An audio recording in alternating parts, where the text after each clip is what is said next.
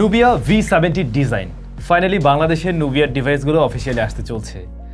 অনেকে ভাবতে পারেন জেটি তো আগেই ছিল অফিসিয়াল, তাহলে নতুন কি? জেটিই আর নুবিয়া ডিফারেন্ট জিনিস আপনারা জানেন। জেটির আন্ডারেই নুবিয়া, এটাও ঠিক, তবে নুবিয়া হচ্ছে জেটির একটা প্রিমিয়াম সেগমেন্ট এবং বাংলাদেশে ওদের অফিসিয়াল ডিভাইসগুলো আসতে চলছে। অলরেডি আমাদের হাতে একটা আছে আর আশা করছি খুব শীঘ্রই ওদের ফ্ল্যাগশিপ ডিভাইসগুলো আমরা পেতে যাচ্ছি অফিসিয়ালি। নুবিয়া V70 ডিজাইন, আসলে এটা ডিজাইনটা সুন্দর, তবে শুধু ডিজাইন নয়, এন্ট্রি লেভেল একটা ডিভাইস হিসাবে তারা বেশ কয়েকটা জায়গায় ভালো কিছু অফার করছে। ফার্স্ট অফ অল আমি বলবো এই ডিভাইসটা দুইটা ভ্যারিয়েন্টে বাংলাদেশ মার্কেটে ওরা লঞ্চ করলো এবং দুইটাই 8GB ভ্যারিয়েন্ট, মানে 8GB র্যাম, সেই সাথে 128GB এবং 256GB স্টোরেজে এসছে। বেস ভ্যারিয়েন্টের দাম রেখেছে 11,999 টাকা আর পরবর্তী ভ্যারিয়েন্ট 13,999 টাকা। তো 12,000 টাকায় 128GB, সেই সাথে আরও 8GB ভার্চুয়াল র্যাম, এইটা কিন্তু আমার কাছে বেশ ভালো লেগেছে, যেখানে আমরা এখনও অনেক ফোনেই দেখি 4GB কিংবা 6GB র্যাম দিয়ে আসে। তাছাড়া এই ডিভাইসটার ডিসপ্লেতে রয়েছে পাঁচল কাটআউট, রিয়ার প্যানেলে ইকুয়াল লেদার রয়েছে।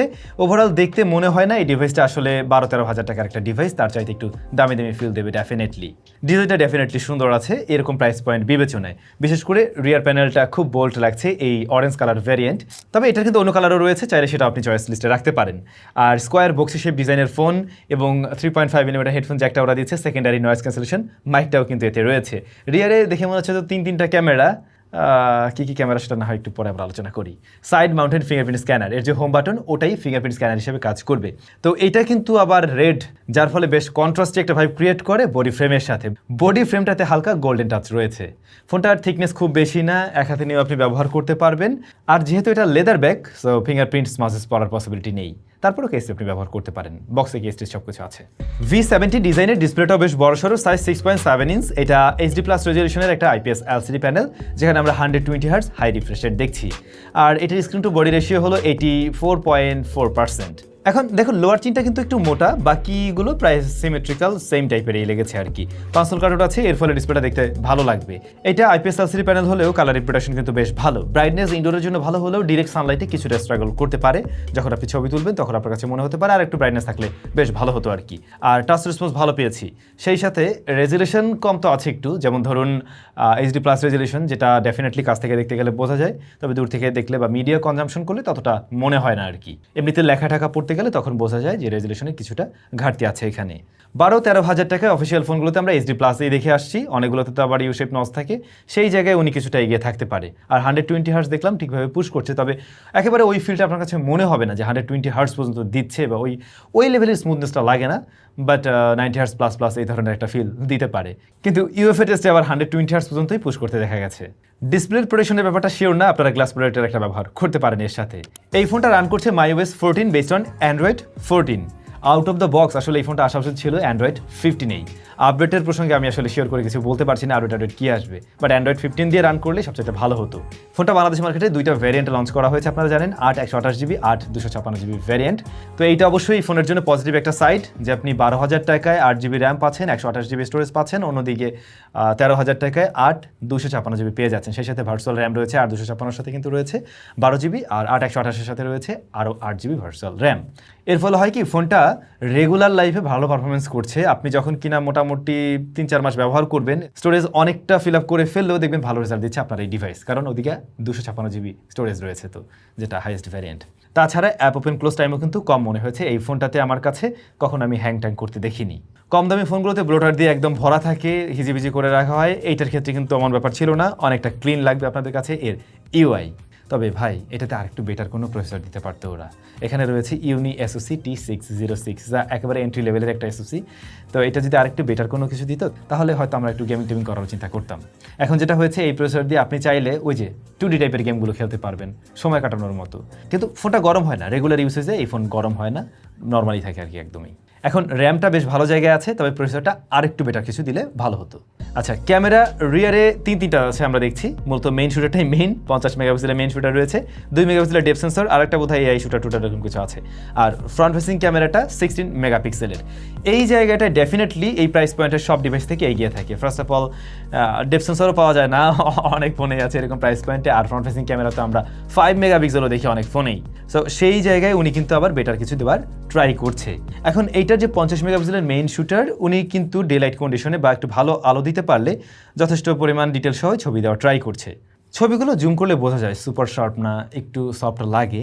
তারপর আমার মনে হয় 13-14 টাকায় যে ফোনগুলো পাওয়া যায় রাইট নাও বাংলাদেশ মার্কেটে অফিসিয়াল, তাদের থেকে বেটার আউটপুট দিচ্ছে আর কি ম্যাক্সিমাম ক্লিকেই। তাছাড়া কালারটা একটু ভাইব্রেন্ট, যেটা সোশ্যাল মিডিয়া রেডি টাইপ, কিন্তু কন্ট্রাস্টের পরিমাণ একটু বেশি আছে। এই জায়গাটা আরেকটু মানে লেস কন্ট্রাস্টি হলে আমার মনে হয় দেখতে আরও বেশি ভালো লাগতো, বা ম্যাক্সিমাম মানুষের হয়তো ভালো লাগতো। আর যারা একটু কন্ট্রাস্টি টকটকের ছবি পছন্দ করেন তাদের কাছে আবার ভালো লেগেও যেতে পারে।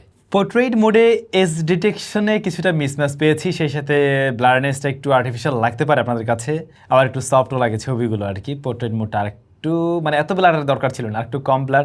এটা আপনি অবশ্য কাস্টমাইজ করে নিতে পারেন, সেক্ষেত্রে হয়তো আরেকটু বেটার লাগবে, আরেকটু বেটার ছবি পাওয়া যায় তখন গিয়ে। কিন্তু ব্যাকগ্রাউন্ডে বেশি লাইট চলে আসলে ওইটা ব্যালেন্স করতে গিয়ে একটু প্যারা খায়। আর এদিকে বাজেট ফোন বিবেচনায় রাতের বেলা ছবিগুলো কিন্তু ভালো দেওয়া ট্রাই করছে, মানে কন্ট্রাস্ট একটু বাড়িয়ে দিচ্ছে, একটু কালারফুলও লাগে, বাট কাজে লাগাতে পারবেন যদি স্টেডি হাতে তুলেন। আর ফ্রন্ট ফেসিং ক্যামেরাটাতে আমরা ডিটেলের পরিমাণ কিছুটা বেশি দেখবো এই বাজেটের অন্যান্য ফোনের চাইতে, বাট এটা ডাইনামিক রেঞ্জ হ্যান্ডেল আবার ততটা ভালো ছিল না, যেখানে main camera dynamic range handle তুলনামূলকভাবে বেটার ছিল আর কি। ভিডিও রেকর্ড করা যায় সর্বোচ্চ 1080p 30 fps-এ। ভিডিও আপনারা বলেন কেমন লাগছে ভিডিও, এটা আপনাদের উপর থাকলো না হয়। নুবিয়া এই ফোনটাতে বটম ফায়ারিং একটা স্পিকারে দিয়েছে, স্টেরিও দিলে যারা মিডিয়া কনজামশন করে অনেকেই আছে ভিডিও টিডিও দেখে, তাদের জন্য একটু ভালো হতো, সাউন্ডটা সুন্দর লাগতো শুনতে। এখন এইটার লাউডনেস তো ভালো, মানে সিঙ্গেল স্পিকারটা লাউডনেস ভালো, ক্লিয়ার সাউন্ডেই দেয়। ফুল ভলিউম আমি এর থেকে ডিসকাশন পাইনি, বাট সাউন্ডটা একটু মানে একটু থিনার লেগেছে আর কি আমার কাছে। আর একটু ডিপ করতে পারলে সাউন্ডটা শুনতে আরও বেশি ভালো লাগতো। বলছিলাম ফিঙ্গারপ্রিন্ট স্ক্যানার সাইড মাউন্টেন্ট, এটা বেশ ফাস্ট অ্যাকুরেট রেজাল্ট দেয়। 5000 mAh এর ব্যাটারি আছে এর মাঝে, এবং 22.5 ওয়াটের চার্জিং সিস্টেম বক্সে আপনি পেয়ে যাচ্ছেন। এই কম্বোটাকেও কিন্তু খারাপ বলা যায় না, যেটাও আমরা বোধহয় এই বাজেটের অনেক ফোনেই দেখি না। 12-13 টাকায়ও অনেক ফোনে 18 ওয়াট, কেউ আবার বলে 10 ওয়াটও দেয়, এখনও দেয়, এরকমও আছে। তো সেই জায়গায় এই কম্বোকে আমি ভালো বলছি, এবং ব্যাকআপ ভালো দেয়। এই ফোনটা দিয়ে অনায়াসে একদিন প্লাস টাইম ব্যবহার করা যায়। আমরা এর থেকে 8.5 ঘন্টার উপরে এসওটি পেয়েছি, 9 ঘন্টার মতোই বলা যেতে পারে আসলে। তো ব্যাটারি ব্যাকআপ ডেফিনেটলি ভালো আছে। এরপরে সেন্সরগুলো চেক করে দেখলাম, মোটামুটি প্রয়োজনীয় ম্যাক্সিমাম জিনিস থাকলেও জাইরোস্কোপ সেন্সরটা নেই। এইটা তো দেওয়া উচিত ছিল। এই ফোনটার এত জায়গায় ভালো কিছু করলো, এই জায়গাটায় কমতি দেওয়ার দরকারটা কী ছিল? অনেকের আবার লাগে এটা। নেটওয়ার্ক রিসিপশনের সমস্যা নেই বোধ কানেকশনে। এখন জেটির এই ডিভাইসটার দেখুন বেশ কয়েকটা জায়গাকে আলাদা করা যায়, বেশ কিছু ভালো দিক পেয়েছি, বেশ কিছু জায়গায় কমতি ছিল। ভালো দিকের মধ্যে এটা ডিজাইনটা ভালো লাগবে আশা করছি অনেকের কাছেই। এটা ডিসপ্লেটাকে ভালো বলতে হয় তার প্রাইস পয়েন্ট অনুযায়ী। এটার যে 2টা ভ্যারিয়েন্ট লঞ্চ করছে যে দামে, সেটাও বেশ প্রশংসার দাবিদার। আর ক্যামেরাতে আমরা মেইন ক্যামেরাটাকে ভালোর দিকে রাখবো, ফ্রন্ট ফেসিং ক্যামেরাটাও বেশ কিছুটা এগিয়ে থাকবে। 5000 mAh এর ব্যাটারি এবং 22 ওয়াটের চার্জিং সিস্টেম, এই জায়গাটাও ডেফিনেটলি খারাপ না। তবে ভালো করার জায়গা ছিল পারফরমেন্স সেকশনে। এখানে যদি ওরা আরও একটু বেটার কোনো প্রসেসর দিত, তাহলে মানে এই বাজেটের যে কোনো সবার চাইতেই গেমে একদম সব দিক থেকে এগিয়ে থাকতে পারতো। অন্যদিকে এই ফোনটা out of the box Android 15-এই আসা উচিত ছিল, যে জায়গাটায় কমতি মনে হয়েছে আমার। আর স্পিকার 2টা দিয়ে দিলে একদম সোনায় সোহাগা হয়ে যেত। এইগুলো ছিল এর কমতির জায়গা। অফিসিয়াল ডিভাইস, অফিসিয়াল ওয়ারেন্টি সব আপনারা পারচেস করতে পারবেন। আপনাদের কাছে কেমন লেগেছে নুবিয়ার এই নতুন ডিভাইসটা কমেন্ট করে জানাবেন। আর আশা করছি খুব শীঘ্রই তারা তাদের ফ্ল্যাগশিপ ডিভাইসগুলো বাংলাদেশ মার্কেটে নিয়ে আসবে। সবাই ভালো থাকবেন, দেখা হচ্ছে স্যামজনের নতুন ভিডিওতে।